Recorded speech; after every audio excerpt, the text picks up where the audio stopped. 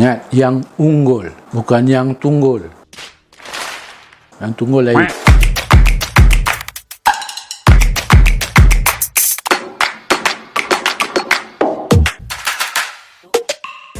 Assalamualaikum dan salam sejahtera. Bertemu lagi. Saya Muhammad Ehsan Amin, Ketua Perunding P&Q Uno Q Consult Enterprise. Hari ini saya nak berkongsi mengenai sumbang saran dalam kumpulan inovatif dan kreatif. Sumbang saran adalah satu teknik yang amat penting dalam berkomunikasi, dalam perbincangan terutamanya, yang wajib dikuasai oleh setiap ahli KIK. Tujuan perkongsian kali ini, saya akan jelaskan maksud sumbang saran, 4 prinsip sumbang saran, proses sumbang saran, dan pendekatan ataupun beberapa pendekatan sumbang saran.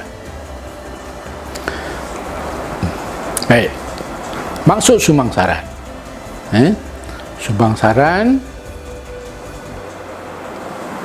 dalam bahasa Inggerisnya adalah brainstorming,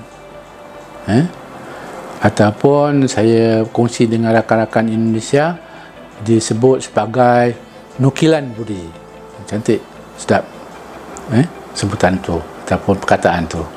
Jadi sumbang saran adalah teknik menjana dan mengumpul idea hingga kita mendapatkan satu idea unggul untuk tindakan kita.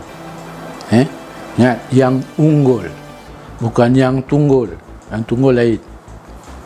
Jadi unggul bermaksud ialah yang amat sesuai, idea yang amat sesuai, idea yang terbaik, idea yang di luar kotak, orang kata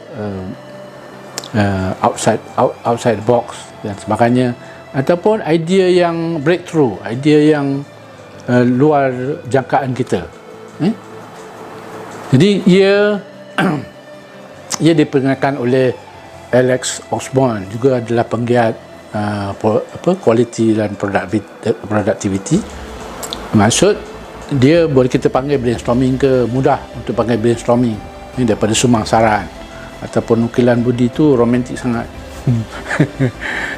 Okey. Ada 4 prinsip sumbang saran yang perlu kita akui. 4 prinsip ni yang perlu kita ikuti dalam kita mengadakan satu sesi sumbang saran supaya sesi itu berkesan.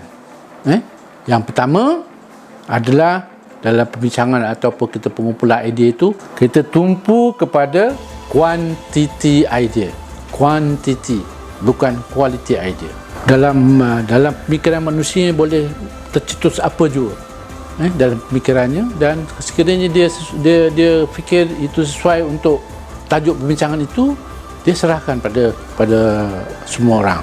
Elok kita kumpulkan semuanya, kerana dia berkait sangat dengan perkara kedua ni ataupun prinsip kedua ni, iaitu kita tumpukan kepada idea liar ataupun idea yang gila-gila, ataupun idea yang di luar kotak.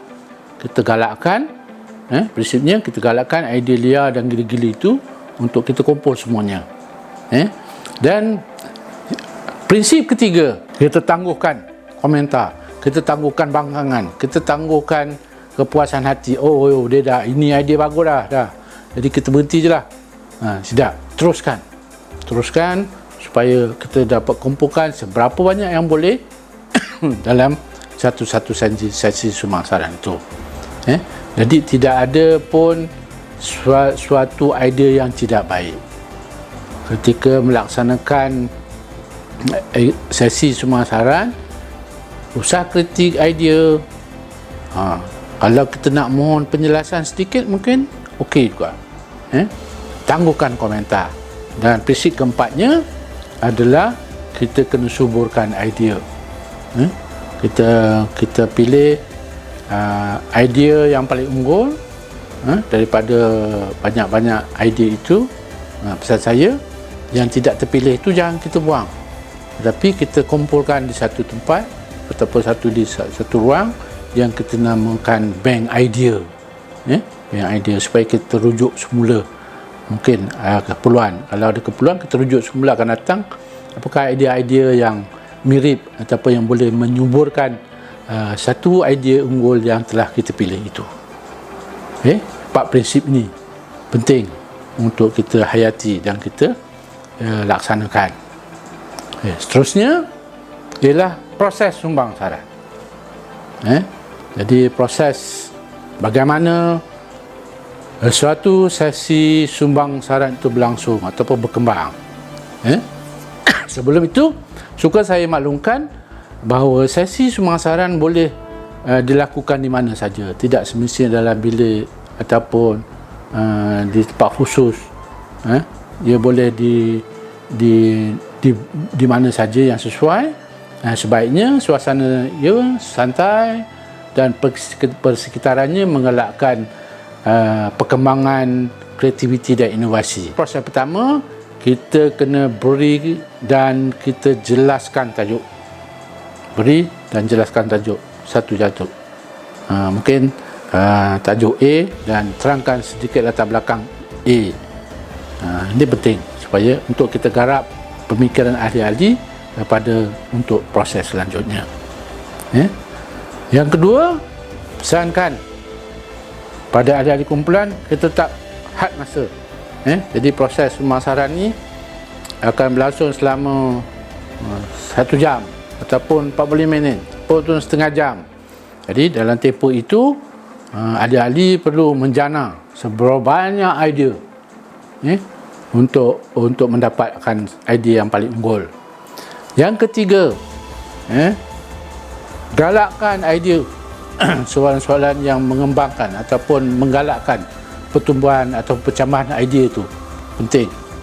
Tapi ingat, 4 prinsip itu jangan kita langgar, yang kita kerencatkan perkembangan idea itu. Galakkan untuk dia ahli-ahli memberi idea. Proses seterusnya, jangan lupa catat semua idea yang ada. Catat, mungkin ada satu di papan putih. Sekarang ni macam kita ada sekarang ni banyak syarikat-syarikat ataupun banyak kumpulan-kumpulan yang menggunakan dinding cermin itu untuk mencatat semua idea yang ada ataupun yang disumbang saran. Catat semua.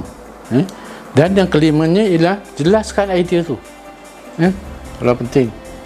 Sekiranya ada beberapa idea-idea yang kabur, yang tidak kurang jelas, adalah kumpulan boleh, ahli yang lain boleh minta penjelasan kepada pemberi idea itu untuk menjelaskan, supaya mereka tahu apa maksud sebenarnya idea itu. Sebelum kita pergi selanjutnya, saya perlu maklumkan proses ini boleh melompat-lompat, berulang-ulang. Mungkin diulang balik kerana sampai peringkat catat semua, kita tengok, kita lihat tidak banyak, kita kuaskan balik. Kita tengok ada masa lagi, kita buat balik. Kalau ada ahli menanyakan apakah tajuk sebenarnya, dah lupa kan, patut membabas perbincangan tu, mungkin diingatkan semula pemberian tajuk dan sebagainya. Pada proses yang selanjutnya, iaitu proses ke-6, proses ke-6 apa dia? Pilih satu idea. Pilih satu idea bermaksud pilih satu idea atau gabungan daripada beberapa idea yang berkaitan untuk kita pilih sebagai satu idea unggul. Jadi itu adalah secara ringkasannya bagaimana proses sumbang saran itu berlaku. Itu adalah 6 proses sumbang saran sebelum kita mencapai kepada satu idea unggul. Okey, kita teruskan kepada beberapa pendekatan sumbang saran. Pendekatan maksud saya ialah berbagai cara atau teknik atau kaedah yang boleh kita gunakan, beberapa kaedah yang boleh kita gunakan dalam sumbang saran. Antara lain adalah brainwriting, di mana semua idea-idea yang dihasilkan ditulis tidak bebas, tetapi ditulis dalam susunan-susunan mengikut ciri ataupun faktor yang telah ditetapkan di papan putih ataupun sebagainya. Jadi setiap idea yang dikongsi oleh ahli-ahli ditulis ataupun dicatat dalam ruang-ruang ciri ataupun faktor-faktor yang telah ditentukan itu. Dan setiap faktor ataupun ciri itu dipilih idea yang paling baik ataupun idea yang paling sesuai untuk digunakan. Dan ini popular. Ini berbanding dengan brainwriting tadi ini, penulisannya berlainan sedikit. Kali ini penulisan ataupun catatan idea yang menggunakan kaedah ataupun teknik Peterminda ataupun mind mapping ini, dia dicatatkan dalam bentuk aliran yang berkembang mengikut tajuk utama ataupun isu ataupun idea utama itu. Mungkin idea-idea itu ataupun pengembangan idea itu adalah dapat beberapa idea yang baik, dan apakah strategi-strategi pelaksanaan mengenai idea itu. Dalam Peterminda boleh kita jelaskan. Jadi hasil daripada sebelum ketika kita nak sampai ke tahap ke-6 tadi tu, ke tahap proses ke-6, kita akan nampak bagaimana apakah idea-idea itu dan apakah strategi-strategi pelaksanaan idea yang telah dikongsi oleh ahli-ahli sumangsaran. Okey. Yang ketiga yang agak popular sekarang ni, kerana masing-masing tidak sempat kadang-kadang untuk hadir dalam satu sesi, kita panggil dia sebagai brain dumping ataupun brain dump. Jadi brain dump ialah kita bebaskan pada siapa saja, sama ada orang dalam organisasi itu ke, ataupun pada pelawat kita ke, ataupun pada pelanggan kita, mereka boleh menyumbang untuk dalam sesi sumangsaran ini. Jadi kita letakkan satu papan khas, beri tajuk di situ dan mohon perkongsian idea, dan di sini kekuatan brain dump ini kita menggunakan post-it notes. Jadi sebelum-belumnya satu post-it note tulis satu idea. Kita lekatkanlah di mana-mana saja. Di ruang yang telah diberikan, kita lekatkan idea yang telah diberikan oleh siapa saja, bukan setakat ahli kumpulan. Kalau kat sini faedahnya untuk ahli ialah kita berkongsi dengan warga organisasi ataupun malah pelanggan kita. Mereka tahu bahawa kita sedang berusaha untuk mencapai satu kecemerlangan. So saya yakin galakkan sekarang ni ataupun makluman mungkin akan kita dapati dengan lebih baik. Okey. Seterusnya ialah kita menggunakan scamper. Kita mengaplikasikan teknik scamper untuk sesi sumangsaran. Mungkin sesi scamper ni agak panjang untuk kita kongsi sama-sama. Mungkin dalam video akan datang kita akan kongsi sama-sama, dan ini beberapa pendekatan sumangsaran.